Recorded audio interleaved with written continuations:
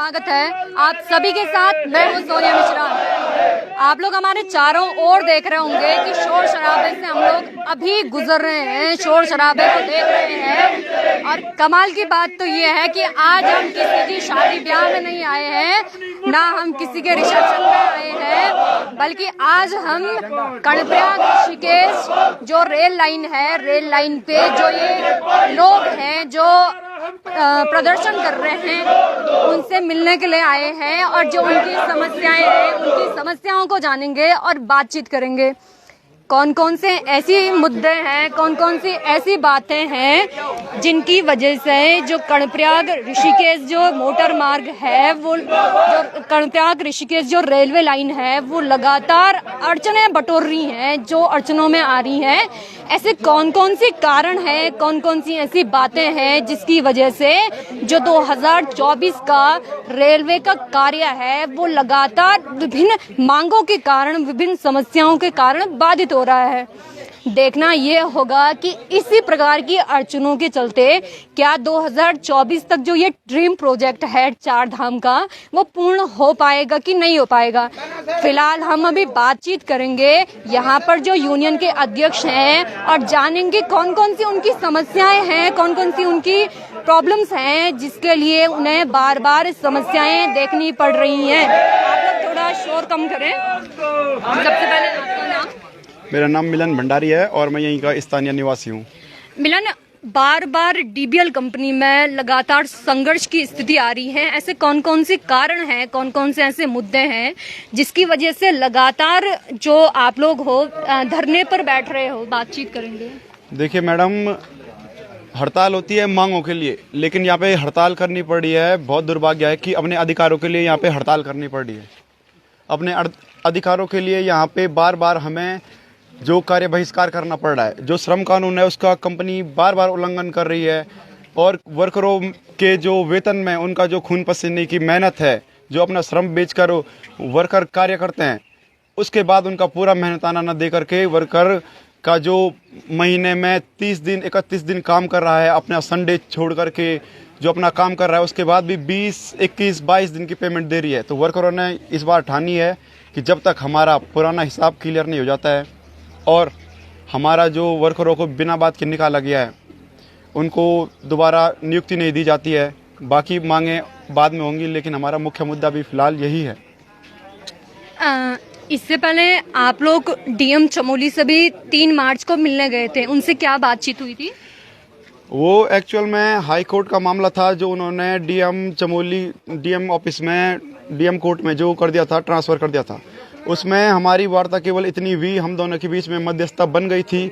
वर्करों की हमारी कमजोरी रही जो हमने मैनेजमेंट पे विश्वास किया, और जो हमने मैनेजमेंट पर विश्वास किया और डीएम जो हमारे हैं उन्होंने साइन हमसे लिए कि दोनों पक्षों में आपस में जो समझौता होगा वो मैनेजमेंट के साथ ऑफिस में बैठ के होगा, यानी आपस में समझौता हो चुका है। लेकिन इन्होंने आज 1 महीना हमने काम किया इनके विश्वास पे कि हमारा पूरा वेतन दिया जाएगा 12 घंटे का, लेकिन आज इस विश्वास को उन्होंने तोड़ा है। इससे सारे वर्कर आक्रोश में नाराज हैं। मतलब एक सैलरी का इशू है, ठीक है। और लोगों से बातचीत करूंगी मैं। आप लोगों में से जिसकी भी ज्यादा समस्याएं हैं, जिन्होंने ज्यादा स्ट्रगल देखा है, जिनको ज्यादा जानकारी है, वो आगे आ जाएं, क्योंकि आप लोगों की भीड़ लगातार बहुत ज्यादा है। तो ठीक है, आपसे बात करते हैं। नाम क्या होगा आपका? मंटू कुमार हुआ। कहाँ से हुआ? बिहार से हैं। अच्छा, कितना टाइम हुआ यहाँ पर डीबीएल में? हमको हो गया साल भर। साल भर? अच्छा, पेमेंट का इशू है आपका? हाँ जी, पेमेंट मैंने अपना जो कट पट के आती है, कोई एक लेवल से नहीं आती पेमेंट। किसी को मैंने 20 से 21,000 आया, किसी को 13,000 आया, किसी को 9,000 आया, ऐसे मैंने आता है। इस कंपनी के रूल है। जैसे आपके पास आपके साथ ना कोई एग्रीमेंट साइन हुआ था कि तुम्हें इतनी सैलरी देंगे, इतने में बातचीत हुई थी, ऐसा कुछ था? नहीं, ऐसा तो नहीं हुआ था। जो जितने में हम लोग लगे थे ना उतने में हम लोग को हुआ था, ज्वाइनिंग हुआ था। अपने साथ वालों को ही ऐसा अलग अलग, जैसे किसी को 12 किसी को 13 इस हिसाब से दे रहे हैं कि अधिकारियों की अलग पेमेंट है और आपकी अलग है? नहीं, हम लोग का तो जो हम लोग कंपनी देती है ना वही हम लोग को देती है। अब बाकी जो है हम लोग के पास मिलता नहीं है। जो 12 घंटे ड्यूटी करते हैं ना उन लोगों को कुछ हमको मिलता ही नहीं है। अच्छा। हाँ जी, 8 घंटे का वेतन देते हैं, 4 घंटे का नहीं मिलता हम लोग को पास। अच्छा, आप लोग इसी तरीके से कितनी बार आप लोगों ने आवाज उठाई है लगातार, क्योंकि इससे पहले भी आवाजें आप लोगों की उठती आई हैं लगातार, कभी ना कभी कुछ ना कुछ यहाँ पर होता रहता है। आपसे बातचीत करेंगे थोड़ा सा। नाम क्या होगा आपका? मेरा श्याम सिंह नेगी है मैडम। अच्छा, यहीं से हो आप? मैं स्थानीय हूँ, सिवाई से हूँ। अच्छा जी। तो क्या है मतलब आपका भी सैलरी से रिलेटेड इशू है? मैडम सभी का सैलरी से रिलेटिव इशू भी है, प्लस इसमें क्या है कि मैनेजमेंट जो डीबीएल का मैनेजमेंट है वो हमें हर तरह से प्रताड़ना देता है, सैलरी से लेकर छुट्टी से लेकर और कार्य तक। यहाँ तक कि प्रोटेक्शन के नाम पे सिर्फ दिखाया जाता है कह के कि जो पीएमसी है, आरबीएनएल है, उनको दिखाया जाता है कि हमारे पास हर चीज़ का प्रोटेक्शन है, हम अच्छी सैलरी दे रहे हैं। इनकी 4-4 सैलरी स्लिपें बनती हैं, जिसमें आरबीएनएल को अलग दी जाती है, एचओ को अलग दी जाती है और वर्कर को दी जाती है काट फाट के, मतलब किसी का 5,000, 6,000, 2,000 ऐसे करके। और सेफ्टी के नाम पे ये दिखा देते हैं, स्टोर में तो दिखा देते हैं, शूज़ की फ़ोटो खींच के दिखा देते हैं हमारे पास 8 नंबर भी है, 9 नंबर भी है, हैंड ग्लव्स भी हैं और गोगल्स हैं, मास्क हैं, ईयरफोन है, लेकिन ये कोई भी सुविधा नहीं है। जाते हैं स्टोर में, जाते हैं, बोलते हैं यहाँ है ही नहीं, कोई भी सामान नहीं है। पेमेंट के लिए पूछा, अगर मैं पूछता हूँ मैं पेमेंट के लिए लड़ रहा हूँ, सारे मजदूर भाई यहाँ पे पेमेंट के लिए लड़ रहे हैं, पेमेंट के लिए पूछते हैं तो ये बोलते हैं कह के कि आपके अगले महीने ऐड कर देंगे। पहले तो बोलते हैं, ये हर आदमी मना कर देते हैं हमें कह के कि आपकी एक भी सैलरी जो है बची नहीं है। अगर आगे बात करें तो फिर ये बोलते हैं कह के कि चलो हम करेक्शन कर देते, अगले महीने आपकी डाल देंगे। जनवरी और फरवरी से हम यही बातों से जूझ रहे हैं, कम से कम इससे पहले भी हैं और लोगों, कई लोगों का तो पहले भी है। और ये कहते हैं अगले महीने एडजस्ट कर देंगे, लेकिन अगले महीने कोई एडजस्ट नहीं होता है। ये मैनेजमेंट में सूर्य प्रताप सिंह जी हैं, वो डायरेक्टली ये बोलते हैं कह के कि हमने जो है आपकी सैलरी जो है अगले महीने ऐड कर दी है। ऐड किया, क्या किया, पीएफ जो है उन्होंने काट के कम कर दिया, ज़्यादा करना था वो कम कर दिया। 12% होना चाहिए था, उसको जो है 9%, 8% ऐसे, किसी का 12% भी काटा है, लोगों का मेरे हिसाब से 12% भी काटा है। और बाकी लोगों का क्या कर रखा है इन्होंने, किसी का 8%, किसी का 9%। पेमेंट में सारे मजदूर भाइयों का यही हो रखा है, 3,000 मैक्सिमम 3,000 काट रखा है, 3,000 से 6,500 तक जो है इन्होंने काट रखा है। हर महीने यही करते आ रहे हैं और हर बार यही होता है कि अगले महीने ऐड कर देंगे, लेकिन अभी तक कोई भी ऐड नहीं हुआ है। और उसमें जो है परसों जब एसडीएम साहब, तहसीलदार साहब और चौहान जी ये लोग आए थे, कोतवाल कांडप्याग भी आए थे, तो उनके समक्ष इन्होंने डायरेक्ट बोल दिया, पहले तक तो बोल दिया कह के कि हमने कोई आपसे कोई वो नहीं किया है, एग्रीमेंट नहीं हुआ है कह के कि इतनी सैलरी है, ये है सो है। जब इनको प्रूफ दिखाया गया सैलरी का कह के कि आपने अगले महीने ये बताया था कह के कि 6,000 आपकी, 4,000, 3,000, 3,500 जो भी है वापस रिटर्न करेंगे। जब इनको इनका प्रूफ दिखाया गया कह के कि आपकी ये लिस्ट बना रखी है और ये लिस्ट आपने हमें भेजी है कि आपका इतना आएगा, इतना आएगा, इतना आएगा, तो तब जाके ये मुंह काला करके अंदर दुबक जाते हैं कुत्ते की तरह। आवाज दो मजदूर किसान। आपको बता दें कि इनका जो मामला था, इनका मामला यहाँ पर कमिश्नर है जो उनके पास तक पहुँचा था, जो श्रमिक कमिश्नर है, लेबर कमिश्नर है, उनके पास भी पहुँचा था। और यहाँ पर केवल गौचर के ही नहीं, गौचर के अलावा जो सिवाई है, जहाँ पर डीबीएल की जो कंपनी है, डीबीएल की कंपनी का काम चल रहा है, वो भी यहाँ पर आए हैं। कमिश्नर से इनकी क्या बातचीत हुई थी वो बातचीत करेंगे हम। नाम क्या आपका? नाम वीरेंद्र सिंह मैम। अच्छा, आपका क्या इशू है? इशू हमारा जो हमारे इन्होंने साथी 13 टर्मिनेट किए हुए उनको वापस लिया जाए और जो हमारे श्रम कानून है उनको लागू करें। श्रम कानून क्या क्या है आपके?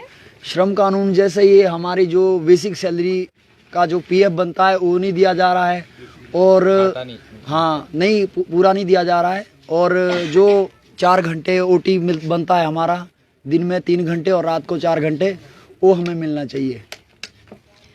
खाने का क्या होता है? खाने का आप लोग अपना ही अरेंज करते हो या फिर कंपनी द्वारा प्रोवाइड करवाया जाता है? मैम ऐसा, इसमें हमें फूड अलाउंस मिलता है, जो भत्ता मिलता है कंपनी अपनी ओर से जो भी देती होगी 1000, बाकी 1200-1300 रुपये हमारा कटता है, उस हिसाब से ये दे रहे हैं। लेकिन खाना भी ऐसा ही है, उतना खास भी नहीं है।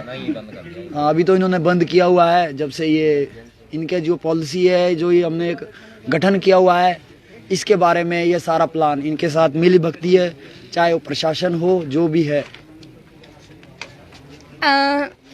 एक तरफ से देखा जाए ना तो जब आदमी काम करता है तो उसके ही पैसे मिलते हैं। अगर बेसिकली अगर हम समझने की कोशिश करें, आप लोग भी शायद सहमति जुटाओगे, जब हम लोग काम करते हैं प्राइवेट में तब हमें सैलरी मिलती है, यही होता है।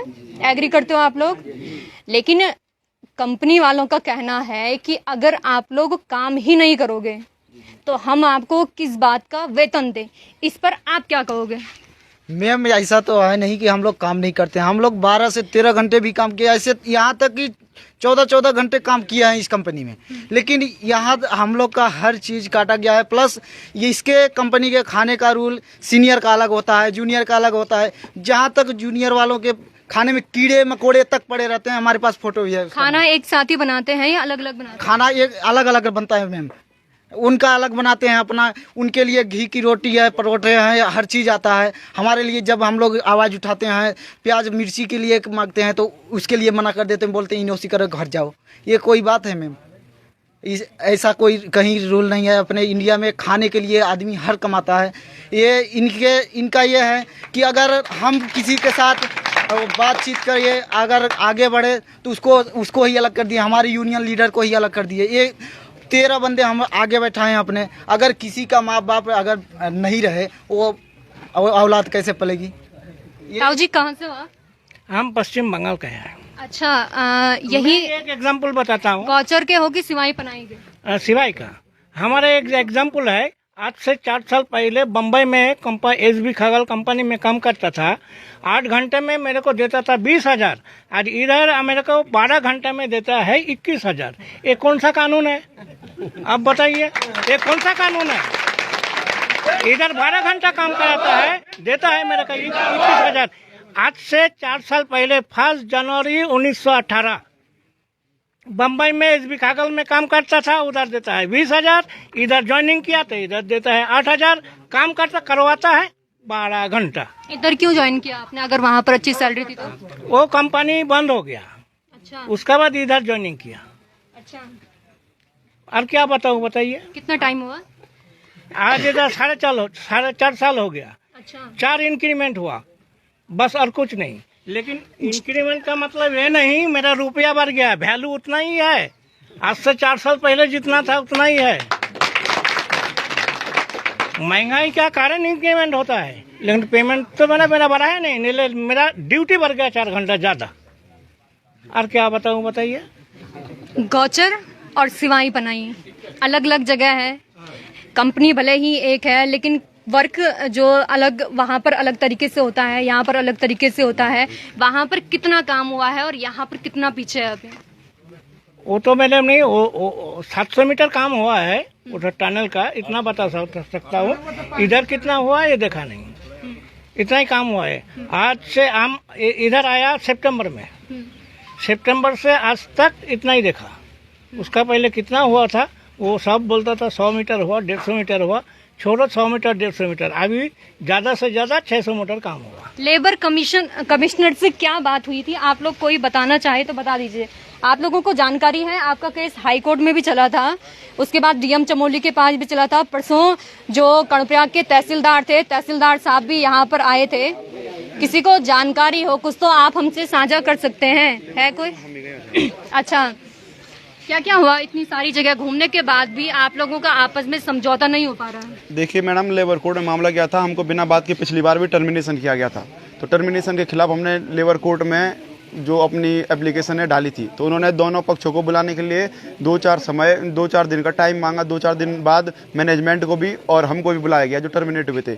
लेकिन उसके बाद फिर मैनेजमेंट ने कुछ सबूत न होने के कारण फिर 1 हफ्ते का टाइम मांगा। फिर 1 हफ्ते बाद फिर गए हम।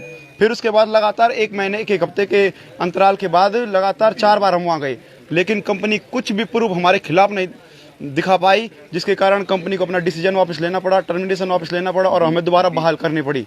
और इस बार भी वही स्थिति है, कंपनी ने बिना वजह जो हमको बाहर किया है। और इस बार भी हम लेबर कोर्ट गए हैं, हमारे 2 आदमी, और हमें पूरा विश्वास है कि अगर कंपनी श्रम कानून का उल्लंघन कर रही है तो कोर्ट से हमें दोबारा बहाली मिलेगी और तब तक हम यहीं पे रहेंगे। आप लोग एसडीएम के पास गए थे, क्या बोला एसडीएम साहब ने? एसडीएम साहब ने जो अभी बात करी तो एसडीएम साहब वर्करों के पक्ष में उतना नहीं लगे हमें जितना एक जो वर्कर और पूंजीपति का पक्ष होता है। वर्कर कहीं से थोड़ा बहुत शिक्षा का अभाव होता है तो कानून कहीं ना कहीं वर्करों के पक्ष में होते हैं, लेकिन एसडीएम साहब का रुख हमें अपनी ओर नहीं लगा। और प्रशासनिक अधिकारी है, उनकी अपनी मानसिक क्षमता है, हमारी अपनी है, लेकिन उनकी मैं कोई वो नहीं करना चाहता हूँ, कोई उनकी जो उन्होंने हमारे। देखिए, सामान्य सी बात ये होती है, जो आदमी काम करता है वो पैसा मांगता है। सबके साथ यही होता है। जो काम नहीं करेगा वो पैसा नहीं मांग सकता है, उसके पास वो अधिकार ही नहीं होता है, वो राइट ही नहीं होता है कि वो पैसे मांगे। लेकिन जो यहाँ पर समस्या निकल करके आ रही है, यहाँ पर जो अधिकारी हैं, जो डीबीएल के जो अधिकारी हैं, वो कहीं ना कहीं अपनी मनमानी करते हुए दिख रहे हैं। चाहे इनका सैलरी स्लिप का इशू हो, चाहे इनका फूड से रिलेटेड इशू हो, चाहे जो ये खुले आसमान में बैठने के लिए ये 400 से ज्यादा लोगों की संख्या है, चाहे ये वाली समस्या हो, कहीं ना कहीं अधिकारी हमेशा मजदूरों पर, शोषितों पर हावी होता है। और यही कारण है कि आज इतनी संख्या में यहाँ पर लोग इकट्ठे हुए हैं और अपने नारों से लगातार अपनी आवाज ऊंची उठा करके अपने नारों से अपनी अधिकारों को मांग रहे हैं। लेकिन सोचने वाली बात तो ये है कि सुनने वाला कोई है ही नहीं, ना अधिकारी सुनने वाले हैं और ना ये जो मजदूर हैं ये उनकी समस्या का समाधान हो रहा है। बातचीत का क्रम लगातार बना रहेगा, क्योंकि लगातार जो एक तरफ से तो सेंट्रल गवर्नमेंट की स्कीम है कि 2024 तक जो 4 धाम यात्रा है उसको रेल लाइन से जोड़नी है, और दूसरी तरफ देखा जा रहा है कि कहीं न कहीं कार्य तब प्रारंभ होता है या तब कार्य का अंत होता है जब काम करता है कोई। लेकिन काम करने वाले इस तरीके से खुले आसमान के बीच बैठे हैं, अपनी लिए मदद की गुहार मांग रहे हैं, अपनी मदद मांग रहे हैं, लेकिन कोई सुनने वाला नहीं। यहाँ पर बात थोड़ा सा अलग हो जाती है। बातचीत करेंगे हम। और मैडम, जब हम अपने अधिकारों की बात करती है, यहाँ पे हमने कहा कि हम मांगों के लिए नहीं अधिकारों के लिए बैठे हैं, ये एक सोचने वाली बात है। लेकिन हम पे बार बार आरोप ये लगाया जाता है कि आप राष्ट्रीय हित में होने वाले रेलवे प्रोजेक्ट में बाधा उत्पन्न कर रहे हैं और देश के विकास को, जो मजबूत भारत का सपना है, उसको साकार होने से रोक रहे हैं। लेकिन आप सभी को पता होगा, मजबूत भारत केवल रेल बिल्डिंगों से नहीं बनता, वहाँ के जो नागरिक हैं उनको भी मजबूत, जो उसकी बुनियाद है, देश की बुनियाद, उसके वर्कर लोग, कंस्ट्रक्शन लाइन को आगे बढ़ाने वाले मजदूर लोग, किसान लोग, वो मजबूत होंगे तो भारत मजबूत होगा। और हम पे बार बार यही आरोप है कि हम राष्ट्र हित में होने वाले कार्य में बाधा उत्पन्न कर रहे हैं। ऐसा हमारा कुछ भी विचार नहीं है, हम हमेशा काम करने के लिए तत्पर हैं। हमने अभी भी कहा है कि अभी अगर हमारे वर्करों को वापस ली जाता है, हमसे बात की जाती है, तो हम अभी 2 मिनट के अंदर काम खोलने के लिए तैयार हैं। एक लास्ट बार शॉर्ट में सार बता दीजिए कि कौन कौन सी समस्याएं हैं। समस्याएं हमारे जो पहले तो बेवजह वर्कर जो अधिकारों की बात करते हैं, समस्याओं की बात लेकर करके मैनेजमेंट के पास जाते हैं, उनको टर्मिनेट किया जा रहा है। जो पिछली बार लेबर कोर्ट से जवाब आने के बाद, इतना समय मांगने के बाद, इनको पूरा समय देने के बाद लेबर कोर्ट ने जब वर्करों को दोबारा वापस रखा, क्योंकि उनकी जायज़ बातें थी, तो इस बार भी लेबर कोर्ट रखेगा। लेकिन हमारी जो मुख्य अभी मांग है कि वर्करों को वापस रखा जाए, हमारा जो वेतन कटा है उसका जवाब दिया जाए, या हमारा वेतन वापस किया जाए जो हमारा कटा है। आप कह रहे हैं बार बार कि वर्कर काम नहीं करेगा तो कैसे प्रोजेक्ट आगे चलेगा। हम कोई एडवांस नहीं मांग रहे हैं, हम जो काम किया है उसका मांग रहे हैं। अगर हम एडवांस मांगते तो आप कह सकते थे कि हम वर्कर काम करो तब पैसा मिलेगा, लेकिन हमने काम किया हुआ है, हमको उसका पैसा चाहिए। और जो हमारी बुनियादी व्यवस्थाएं हैं, हमारी जो मानसिक स्थिति है, वो हमारे कहीं ना कहीं पोषण पर निर्भर करती है। हमारा जो खाना है, जो इमरजेंसी चीज़ें हैं, वो सारी बंद कर दी चुकी हैं, क्योंकि कंपनी की तरफ से लगभग सारे वर्कर मर चुके हैं, क्योंकि खाना उसी का बंद होता है जब आदमी एक्सपायर हो जाता है। तो कोई बात नहीं, हम संघर्ष में हैं, संघर्ष किया है, संघर्ष करेंगे और हम जीतेंगे। जी, नाम क्या होगा आपका? मैम नमस्कार, मेरा नाम है राजकुमार, हिमाचल प्रदेश से रहने वाला हूँ मैं। यहाँ पर मेरे को 1.5 साल हो गया है। यहाँ पर समस्त भारत के जो भी मजदूर काम करने आए, वो तन मन धन से अपना काम करने को, मेहनत करने को तैयार है। कोई भी ऐसा नहीं है कि यहाँ पे कोई मेहनत करने को तैयार नहीं है। कंपनी ही हमें कोऑपरेट नहीं कर रही है। कंपनी का क्या रवैया है, ये काम लेना चाहता है बंधुआ मजदूर की तरह। जो पुराने टाइम में बंधुआ मजदूर रहते थे, उनको जबरदस्ती से काम करवाया जाता था कम वेतन में, ये उस तरीके से काम करवाना चाहती है। सेंट्रल गवर्नमेंट का काम है। हम चाहते हैं कि जो जितना हमारा मेहनताना है, हमारी मेहनत है, उस हिसाब से हमें वेतन दिया जाए। और ये जो टर्मिनेशन वाला सिस्टम है कि टर्मिनेट कर देना, जिसने आवाज़ उठाई है उसको टर्मिनेट कर देना, या ट्रांसफ़र कर देना, या उसका खाना बंद कर देना, या उसको आवाज़ से बाहर निकाल देना, ये कंपनी की बहुत ही बड़ी कमजोरी है और ये हमें कोऑपरेट नहीं कर रही है। आप लोगों में से ना कोई मुझे बता रहा था कि आपके जो ये डीबीएल वाले अधिकारी थे उनने शराब पी करके वहां पर घुसे थे। कौन बोलेगा इसके बारे में? कौन बोलेंगे? ठीक है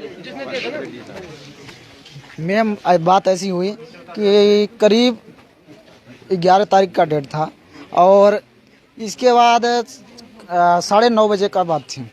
हम लोग मेस के सामने खाना खा के बैठे थे और 8:30 बजे घुसे मेस में और 9:30 बजे तक पता नहीं वहाँ मीट मच्छी जो खाते, शराब माद मछलियाँ, मतलब हर प्रकार से किए। इसके बाद जब बाहर निकलते हैं हम लोग इतने पूछते हैं, सर यहाँ पे तो कुछ मांस मदिरा का सेवन होता नहीं है मेस में, फिर आप लोग को क्यों बना? तो उन्होंने क्या बोला, बहुत अभद्र गालियाँ दी, अपशब्द बोले। उसके बारे में हम बताने से भी विलम्ब हो रहे हैं क्योंकि इतनी गंदी गाली दी है कि वो बताने में भी शर्म आती है। अब क्या बताएं उसके लिए। और फिर इसके बाद क्या किया कि उन्होंने हमारे बंदों को गालियां देने के, मारने की धमकी दी है। मैं लखनऊ का गुंडा हूँ, कानपुर का गुंडा हूँ, मेरा खानदान गुंडे से पला है, ऐसी ऐसी बातें। नाम क्या था उनका? उनका नाम था संदीप राय और चंदन दुबे, नीलेश और सुबोध त्रिपाठी, ये सब। देखिए अधिकारियों का, जरा मैं आपको एक पुरानी खबर सुना देती हूँ अधिकारियों की जो मनमानी थी। देहरादून में अभी हाल ही में एक केस भी सुना था आपने, जहाँ पर जो स्वास्थ्य सचिव है उन्होंने भी अपनी अधिकारी जो थे उन्होंने भी किस प्रकार का व्यवहार किया था और अधिकारियों की दबंगई।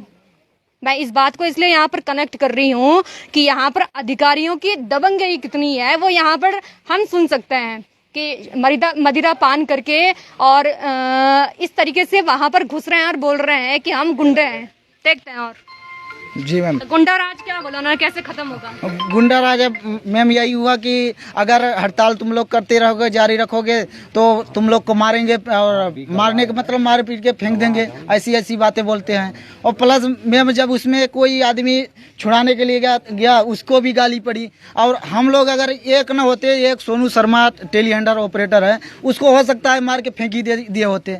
वहाँ पे हम लोग दौड़ के पहुँचे और इतनी अपशब्द गालियाँ दी मैम कि कुछ बोलने के, उसको गाली का कोई वही नहीं। देख लीजिए, पहाड़ में से देखने के लिए बात करी जाती है कि पहाड़ों में किस तरीके के अधिकारी आ रहे हैं। लगातार अधिकारी अपने शौक के लिए, अपने पेट भरने के लिए यहाँ पर आते हैं, अपना पेट से दुनिया भर का सामान लेते हैं और उसके बाद निकल जाते हैं। ये मैंने नहीं कहा, ये इन्होंने कहा। पूछते हैं मैम, उसके लिए मैं शासन प्रशासन से गुहार लगाया, उसके लिए कोई शासन प्रशासन सुनवाई नहीं किया। मेरा FIR दर्ज किया हर प्रकार से। मैम हम ही को उल्टा प्रेशर हम ही को पड़ रहा है मैम, हर प्रकार से। मतलब इनके पास पैसा है, हम लोग के पास कुछ नहीं है। हम लोग को तो यहाँ तक खाने का व्यवस्था वहाँ पे ऐसे पड़ा है मैम, हर प्रकार से। तो ये शासन प्रशासन जहाँ तक है तो हम ही लोग को दबाव बना रहे हैं। कहीं ना कहीं आपको लगता है क्या पैसा बोलता है? जी मैम, पैसा ऐसा चीज है मैम कि पैसा चाहे इधर से उधर किसी को पलटा सकता है मैम। पैसा बोलता है, आदमी का औकात वही बताता है, पैसा ही बताता है। आदमी की इज्जत कुछ नहीं रह गई मैम। इस समय पैसे की इज्जत करते हैं हर किसी। देख लीजिए, पैसे की इज्जत है लेकिन पैसों के लिए ही यहाँ पर खुले आसमान में बैठे हैं। और आप कौन बोल रहे थे? मैडम मैं राजस्थान से हूँ और बुलडोजर ऑपरेटर हूँ। ये बहुत ही गलत कर रहे हैं हमारे साथ में। आज के 10 दिन पहले मेरा इंचार्ज सतीश शर्मा, उसका फ़ोन आया कि ऑपरेटर बुलाओ, और आज मेरा ट्रांसफ़र कर दिया। इन हरामियों से हम कुछ हमारा हक मांगते हैं। भाई हम जो 30 दिन काम करते हैं तो 26 दिन का ही दो, मगर वो तो पूरा दो, वो 26 दिन का भी पूरा नहीं दे रहे। तो मोदी जी से रिक्वेस्ट है, हाथ जोड़ के ऐसे हरामियों को काम मत दो। हमारी जाति है काम करने की, हम किसी के पास में भी काम करेंगे, कोई जरूरी नहीं DBL के पास में काम करेंगे। हम जिंदगी में काम करेंगे और काम करते करते मर जाएंगे। मगर हम रिक्वेस्ट करते हैं मोदी जी से कि ऐसे शरीफ और इंसान आदमी को किसी को भी टेंडर दो ताकि गरीबों का गला ना घोटे। हमारे बाल बच्चे इन हरामियों के कारण सब काम खराब हो रहे हैं। स्कूल से फोन आते हैं, बच्चों की पढ़ाई के, किसी के माँ बाप का, किसी का बीबी का, किसी के बच्चों का, सब घर वाले बच्चे बाल बच्चों वाले आदमी हैं, कोई ऐसा नहीं है। मगर ये हरामी ये बात कभी नहीं सोचते, कभी छुट्टी मांगते। मेरे को इधर 2 साल हो गया, आज तक 2 साल में इनके पास में रिकॉर्ड है, हो सकता है ये हरामियों ने उड़ा दिए होंगे। ये आज तक एक छुट्टी नहीं मिला मेरे को, और मेरे पास में इनका सैलरी शीट है, उसमें सबूत है इनका 1 साल का। तो भाई इसमें 1 साल में मैं छुट्टी नहीं गया हूँ, 2 साल से एक भी छुट्टी नहीं गया हूँ। अगर मांगते हैं बोले 5 दिन रुको, 5 दिन बाद में जाना। अरे हमारे भी बाल बच्चे हैं, बाल बच्चों के लिए कमा रहे हैं। 1 साल में कम से कम हमारा महीने में 2 छुट्टी मिलता है, तो एक तो दो। हम ये नहीं कह रहे हमारी कमाई के पैसे दो, हम इनसे कुछ नहीं मांग रहे। हम ये भी कह रहे हैं कि हम 30 दिन कमाते हैं तो 26 दिन का दो, मगर वो तो पूरा दो दादा। हम संडे भी छुट्टी नहीं करते। और मैं सिंगल ऑपरेटर हूँ, एक मशीन पे तो 24 घंटे काम किया। मेरे मशीन का रीडिंग देख लो, मेरे लॉग बुक देख लो, सब कुछ रिकॉर्ड है उनके, ऑनलाइन में भी इनके होगा। मगर ये डीबीएल कंपनी दबंगाई इतनी बेहतर दिखाती है। हम सुनते हैं कि भाई इनका बीजेपी का पावर है, तो मोदी जी से हाथ जोड़ के रिक्वेस्ट यही है, ये बीजेपी का नाम खराब कर रही है सारी डीबीएल कंपनी। ऐसे हरामियों को काम दोगे तो बीजेपी का भी बेड़ा गर्क होगा, और इसका तो होना ही है, कोई शक नहीं है। अगर ऐसे गरीबों का गला दबाएगी तो इसका बेड़ा गर्क होना ही है। इसीलिए सीबीआई जांच पड़ी। स्वास्थ्य सुविधाओं को लेकर के डीबीएल कंपनी का क्या रुख है, कौन बताएगा? मैं नहीं कह रहा हूँ मैम, यहाँ पे बिल्कुल जीरो है, सेफ्टी के नाम पे जीरो है। यहाँ पे एक एम्बुलेंस तक नहीं साइड पे, जो हम बार बार मांग कर रहे हैं। और हमारी परेशानी 1 साल से हम झेल ही रहे हैं। मैं हिमाचल का रहने वाला हूँ, मैं भी ऑपरेटर उसमें हूँ। यहाँ पे हम 1 साल से काम कर रहे हैं, 12 घंटे काम कर रहे हैं, 8 घंटे का पैसा दे रही है कंपनी। जब हम उनके ओटी का हिसाब मांग रहे हैं, बेची का हिसाब मांग रहे हैं, कंपनी हमें को निकाल के बाहर फेंक दे रही है। पिछले दिसंबर में मेरे को सस्पेंड किया था कंपनी ने, टर्मिनेट किया था। लेबर कोर्ट लड़े हम, फिर बहाल हुए, लेकिन कंपनी फिर उसी रवैये पे आ गई है। ना तो हमारी बेसिक जो गवर्नमेंट रूल के अनुसार है ना वो दे रहे। हम टनल पे काम कर रहे, ब्लास्ट हो रहा, 10 मिनट के अंदर हमें अंदर घुसा देते हैं। उसमें ब्लास्टिंग की गैस है, गाड़ियों का धुआं है। अभी तक हमारे टनल पे ब्लोर तक नहीं लगा है जो बाहर के ऑक्सीजन अंदर फेंक सके। P2 में मास्क तक नहीं इनके पास। सेफ्टी के सामान तो जीरो है, ना तो कर रहे सेफ्टी के नाम पे जीरो है, क्वालिटी इनकी जीरो है। अभी कोई बता रहे थे ना मुझे कि कोई इंसिडेंट हुआ होगा, कोई दुर्घटना हुई होगी, तो ट्रक में हॉस्पिटल ले जाया गया। हम लेके गए मैडम, डंपर में हम लोग लेके गए, डंपर में हम लोग गए, कैंपर हम लोग गए, रात को छुट्टी लेके हम लोग गए। उस टाइम में कोई मन में नहीं आया। एक दिन हमारे गांव वालों से कोई घटना घट गई, ये रातों रात वहाँ पहुंच गए अचार वाले। उस टाइम में कोई नहीं आए, ये लोग लेबर के फट में कोई नहीं है मैडम, ये लोग कोई नहीं है मैडम। ये लोग देख लीजिए स्वास्थ्य सुविधाएं